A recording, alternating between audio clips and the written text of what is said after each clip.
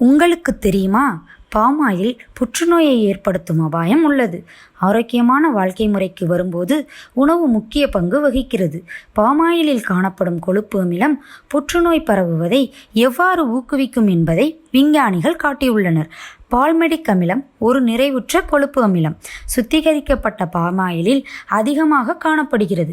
ஆய்வுகள் பாமாயிலில் உள்ள அதிகப்படியான பால்மெடிக் அமிலம் உள்ளடக்கம் காரணமாக ஆரோக்கியமற்ற விளைவுகளை புகாரளித்துள்ளனர். ஆய்வு ஒன்றில் எலிகளில் உணவு பால்மெடிக் அமிலம் சேர்க்கப்படும் போது பால்மெடிக் அமிலம் வாய் மற்றும் தோல் புற்றுநோய்களில் மெட்டாஸ்டாசிஸை ஊக்குவிப்பதாக கண்டறியப்பட்டுள்ளது. மெட்டாஸ்டாசிஸ் என்பது புற்றுநோய் தொடங்கிய இடத்திலிருந்து வேறு உடல் பகுதிக்கு பரவுகிறது. இது நிகழும்போது புற்றுநோய் மெட்டாஸ்டாசிஸ் ஆகிவிட்டது என்று மருத்துவர்கள் கூறுகிறார்கள்.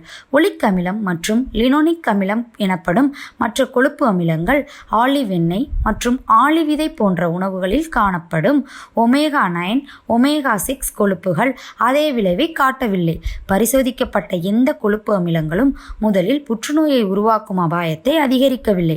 புற்றுநோயாளிகளின் மரணத்திற்கு புற்றுநோயின் மெட்டாஸ்டாசிஸ் முக்கிய காரணமாக உள்ளது மற்றும் மெட்டாஸ்டாட்டிக் புற்றுநோயால் பாதிக்கப்பட்டவர்களில் பெரும்பாலானவர்களுக்கு சிகிச்சை மட்டுமே அளிக்க முடியும், ஆனால் குணப்படுத்த முடியாது. பாலிமெடிக் அமிலம் புற்றுநோய் உயிரணுக்களில், அதாவது கேன்சர் செல்ஸ் உள்ள மரபணுக்களின் செயல்பாடுகளில் மாற்றங்களை ஏற்படுத்துகிறது. பாலிமெடிக் அமிலம் நம் உடலில் இருக்கும்போது புற்றுநோய் செல்கள் சேதமடைந்த பிறகும் மீண்டும் செயலில் இருக்கும் நிலைக்கு செல்கிறது. இது புற்றுநோய் பரவுவதற்கான ஒரு முக்கிய படியாக அறியப்படுகிறது. உலகளாவிய புற்றுநோய் ஆராய்ச்சியின் தலைமை நிர்வாகி ஹெலன் ரிப்பன் கூறுவதாவது: உணவு மற்றும் புற்றுநோய் எவ்வாறு இணைக்கப்பட்டுள்ளது என்பதை பற்றிய இந்த கண்டுபிடிப்பு ஒரு பெரிய திருப்புமுனையாகும். அத்தகைய புற்றுநோய் இறப்புகளில் அனைத்து 90% மெட்டாஸ்டாசிஸ் காரணமாகவே இருப்பதாக மதிப்பிடப்பட்டுள்ளது.